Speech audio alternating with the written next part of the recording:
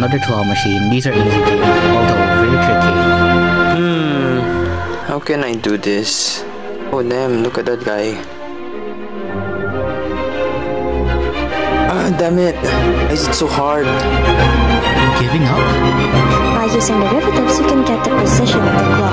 The equation negative x squared plus 4x is equivalent to negative 2x plus 4. Transpose negative 2x and then compute for the x, leading to x equals 2. Tama naman yung calculations ko! Bakit ayaw pa rin? Nasa harapan mo na yung iba, lumalapit ng kusa. Binibigay lahat para maging masaya ka. Pero bakit pinipilit mo pa yung mali? Sige, paglaban mo. Pilit na nga bumibitaw eh. Ikaw naman tong nagpapakamangmang. Pinipilit yung ayaw.